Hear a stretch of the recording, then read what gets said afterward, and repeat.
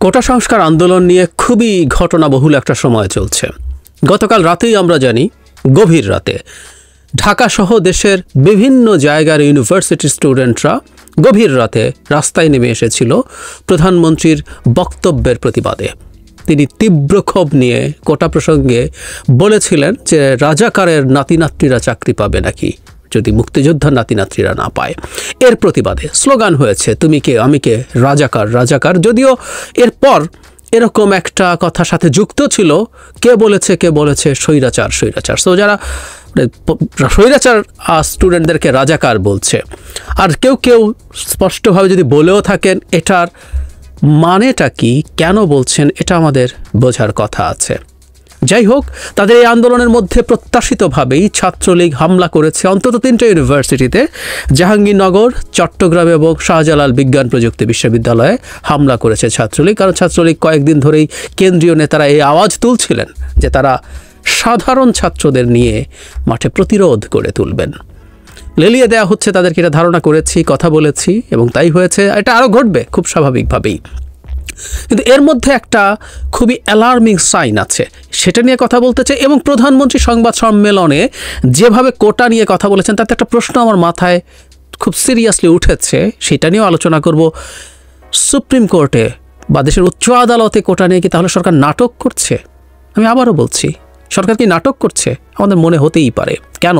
সেই প্রসঙ্গে আরও প্রধানমন্ত্রীর সংবাদ সম্মেলনটাকে আমরা যুক্ত করে এর সাথে যে ঘটনাটা ঘটেছে সেটা হলো, যে কারণে বলছে অ্যালার্মিং সাইন আছে, মন্ত্রীরা হেইট স্পিচ দিচ্ছেন এবং এটা উস্কে দেওয়া হচ্ছে। এবং তার এই হেইট স্পিচের পরে, তাদের এই হেইট স্পিচের পরে যেটা হয়েছে, অনেকেই আবার পাল্টা তাদের ঘরানার লোকজন ফেসবুকে দেখছি আরেকটা স্ট্যাটাস দিচ্ছেন। সেটা প্রসঙ্গেও কয়েকটা কথা বলতে চাই। দুজন মন্ত্রী কথা বলেছেন।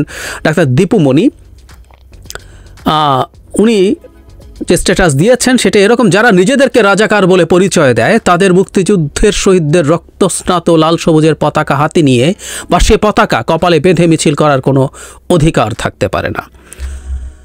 ডাক্তার দীপু মনি ঘটনাচক্রে আমার প্রতিষ্ঠান ঢাকা মেডিকেল কলেজেরই অনেক আগের একজন স্টুডেন্ট। তার সাথে আমার কোনো সামনাসামনি দেখা হয়নি, কথা হয়নি, কিন্তু এই কথাটাই বলতে বাধ্য হচ্ছি। মানে যারা রাজাকার বলে, কেন বলে এটা না বোঝার মতো বুদ্ধি ডাক্তার দীপুমণির নেই তা না, আছে, নিশ্চয়ই আছে।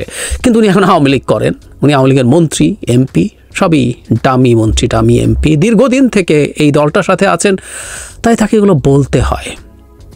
কিন্তু উনি এই ধরনের মন্তব্য করে সমাজে ঘৃণা উৎপাদন করছেন। এর চাইতে আরও কথাবার্তা বলেছেন জনাব জুনায়েদ আহমেদ পলক, যোগাযোগ প্রযুক্তি ও তথ্য প্রতিমন্ত্রী। উনি কয়েকটা স্ট্যাটাস দিয়েছেন। একটা এরকম যে ঢাকা বিশ্ববিদ্যালয়ে 25শে মার্চ ছাত্র শিক্ষকদের গণহত্যা করেছে রাজাকাররা, সেই রাজাকারদের পক্ষে রাজাকারের সন্তান বলে স্লোগান দিতে লজ্জা করে না। এরপর তিনি আবার স্ট্যাটাস দেন কিছুক্ষণ পর, তুমি কে আমি কে, বাঙালি বাঙালি, তোমার আমার ঠিকানা পদ্মা মেঘনা যমুনা। এটাকে আবার অনেকে অ্যাম্পলিফাই করেছে। এই স্লোগানটা নিয়েই সিরিয়াস আপত্তি আছে, সেই জায়গায় আসবো। তারপর এসে একটা জায়গায় উনি একটা 15 মিনিটে, আছিস যত রাজাকার এই মুহূর্তে বাংলা ছাড়। তিনি লিখেছেন 71-এর হাতিয়ার গর্জে উঠুক আরেকবার, তোরা যারা রাজাকার এই মুহূর্তে বাংলা ছাড়।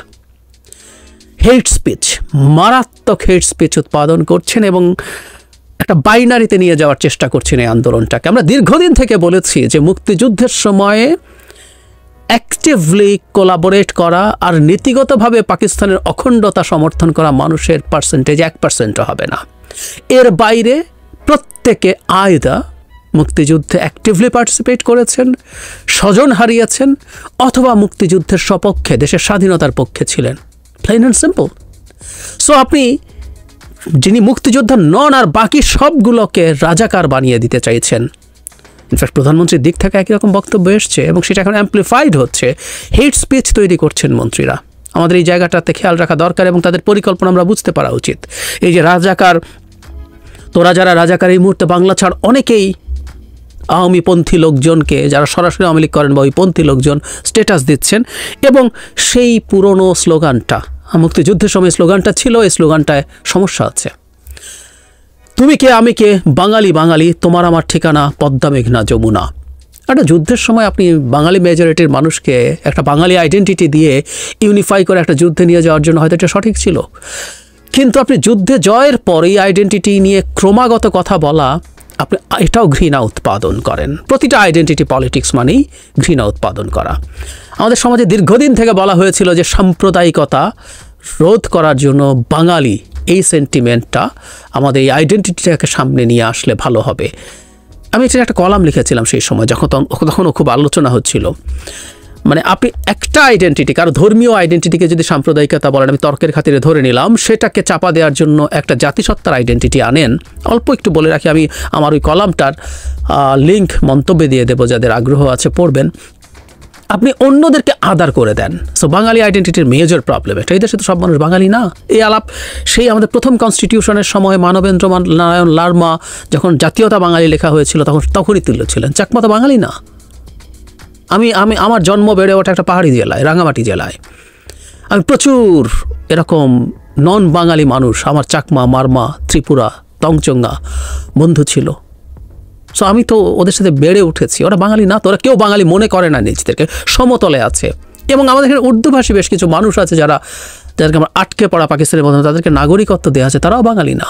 এছাড়া সমতলে আমাদের আরও অনেকগুলো নৃগোষ্ঠী আছে, সাঁওতাল আছে, গারো আছে তো। সো আমি চাপিয়ে দেওয়ার চেষ্টা করছি, এটাও বাজে স্লোগান, এটাও দেয়া হচ্ছে। যাই হোক, আসল যে আলাপ সেটাই আসি।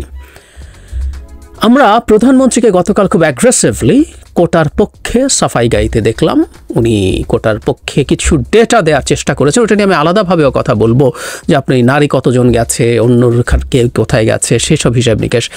প্রথম কথাটা হচ্ছে, আমরা একটু কোর্টের জায়গাটা একটু বোঝার চেষ্টা করি। সরকারের বিরুদ্ধে সরকার 18 সালে একটা পরিপত্র জারি করেছিল। প্রধানমন্ত্রীর ভাষায় উনি বিরক্ত হয়ে করেছিলেন, কিন্তু সরকার এটা করেছিল। আমি আমার আগের ভিডিওতে বলেছি, উনি বিরক্ত হয়ে কোনো সিদ্ধান্ত নিলে এটা শপথ ভঙ্গের শামিল, কারণ উনি শপথ নিয়েছিলেন অনুরাগ বিরাগের বশবর্তী না হয়ে সিদ্ধান্ত নেবেন। আচ্ছা, তারপর কি হলো? মুক্তিযোদ্ধাদের কিছু নাতিপুতি গিয়ে হাইকোর্টে রিট করলো। কার বিরুদ্ধে? সরকারের বিরুদ্ধে, কারণ সরকার কোটা বাতিল করে দিয়েছে। তো হাইকোর্ট শুনানি করে সরকারের বিরুদ্ধে রায় দিয়েছে, না তুমি কোটা বাতিল করে ঠিক করো নাই। পূর্ণাঙ্গ রায়টা প্রকাশিত হয়েছে। তারা মুক্তিযোদ্ধা কোটা 30% রাখতে বলেছে, অন্যগুলোও রাখতে বলেছে, অন্যগুলো এদিক সেদিক করা যাবে। এটা নিয়েও কথা বলেছি, কলাম লিখেছি। হাইকোর্টের কোনো এখতিয়ারই না কোটা রাখতে বলা বা কত % কোটা রাখতে হবে সেটা বলা। যাই হোক, ওই আলোচনা এখন না। তার মানে সরকার ওই মামলায় হারলো। একটু খেয়াল করি, তারপর সরকার আপিল বিভাগে গেছে। তার মানে সরকারের ভাবটা এরকম, হাইকোর্টের রায়টা আমি পছন্দ করছি না। এই যে হাইকোর্ট কোটা রেস্টোর করলো, এটা আমি পছন্দ করছি না, আমি আপিল বিভাগে গেলাম। আপিল বিভাগে গিয়ে যেটা হলো, এই যে হাইকোর্টের রায়টা 1 মাসের জন্য স্থগিত থাকলো, হিয়ারিং হবে, শেষে সিদ্ধান্ত হবে। তার মানে সরকার আমাদের সামনে এই ইমেজ তৈরি করতে চাইছে, আমরা তো মামলা হেরে গেছি, আমরা কিন্তু আপিল করছি, তাই তো আমাদের কাছে মেসেজ সেটা দিতে চাইছে। আমি 2-1 মন্ত্রীকেও এই কথা বলতে দেখেছি, সম্ভবত আমি ভুল না করলে তথ্য প্রতিমন্ত্রীও বলেছেন যে সরকার তো আপিল করেছে। মানে তার মানে সরকার খুবই আন্তরিক, কোটা যে বাতিল করে দিয়েছে সেটাকে আবার সরকার পাল্টে দিতে যায়। সরকার তার 18 সালে যেটা ছিল সেটাই পছন্দ করছে, ওনাদের ঢং এটা, যে আপিল বিভাগে তো আমরাই গেছি, সরকারই গেছে।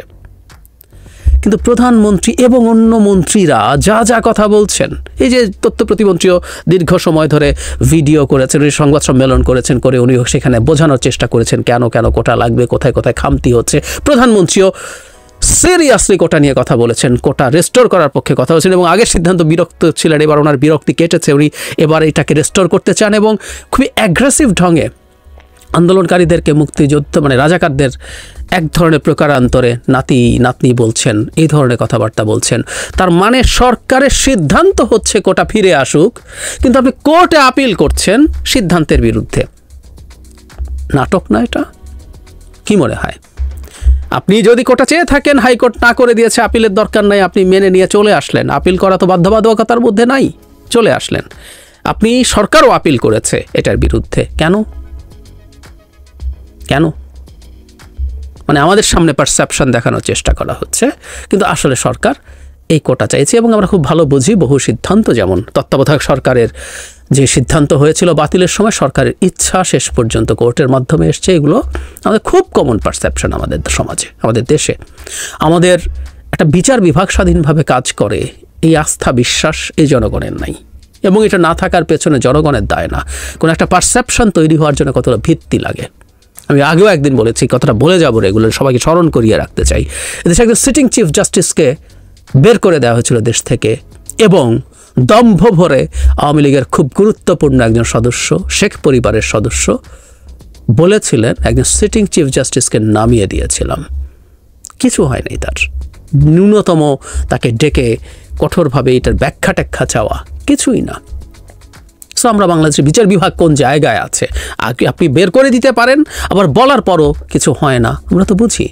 সুতরাং এটা কোর্টের মাধ্যমে কি হতে যাচ্ছে সেটা আসলে দিনের শেষে সরকার ডিসাইড করবে পরিস্থিতি অনুযায়ী। এবং আমরা বারবার একটা কথা বলার চেষ্টা করেছি, আমি নিজে এটা নিয়ে আবারও বলছি, কলাম লিখেছি, আমাদের এই আওয়াজটা তুলে রাখা দরকার। কনস্টিটিউশনালি কোনোভাবেই আদালত কোনো সরকারকে কোটা রাখতে বলা, বাতিল করতে বলা কোনো কিছুই করতে পারে না। এটা এক্সক্লুসিভলি সরকারের জুরিসডিকশন। সরকার চাইলে কোটা রাখবে, কতটুকু রাখবে সেটা সরকারের ইচ্ছা, কতদিন রাখবে সেটা সরকারের ইচ্ছা। শুধু সংবিধান অনুযায়ী একটা জিনিস নিশ্চিত করতে হবে, সেটা হচ্ছে সেই কোটা দেয়া হচ্ছে অনগ্রসর গোষ্ঠী বা সমাজের অনগ্রসর অংশের জন্য। অনগ্রসর কোনো মানুষকে যদি একটা কোটাও দেয়া হয় সেটা অসাংবিধানিক, সেটা হাইকোর্ট বাতিল করতে পারে, এর বেশি সক্ষমতা তার নাই। আর কোটা দিতেই হবে এমন কোনো কথা নাই। আমি এটা নিয়ে দীর্ঘ কথা বলেছি, তারপরও যেহেতু সবাই সবগুলো ভিডিও শোনেন না, মানে সরকার এই ধরনের কোটা দিতে চাইলে সরকারকে সংবিধান নিবৃত্ত করিবে, তারপরে এটা আপনি পিছিয়ে পড়া জনগোষ্ঠীর জন্য একটা প্রিভিলেজ, এটা তার অধিকারও না। মানে সংবিধান বলে নাই যে অনগ্রসর অংশের জন্য কোটা রাখতেই হবে, না, আপনি রাখলে সংবিধান আপনাকে বাধা দেবে না। বাধা দেবে না প্রশ্ন কেন আসছে? কারণ কোটা দেয়া তো একটা বৈষম্য সৃষ্টি করা। তো আমরা নীতিগতভাবে মনে করি সমাজে শুধু সাম্য বা ইকুয়ালিটি না, সমাজে ন্যায্যতা বা ইকুইটিও থাকা দরকার, পিছিয়ে পড়া মানুষকেও সামনে নিয়ে আসা দরকার। আমিও নীতিগতভাবে এটার সাথে একমত, এবং সত্যিকার অনগ্রসর অংশের জন্য কিছু কোটা থাকা অবশ্যই উচিত। কিন্তু সরকার যদি একটুও কোটা না রাখে তারপরও সেটা অসাংবিধানিক কোনোভাবেই না।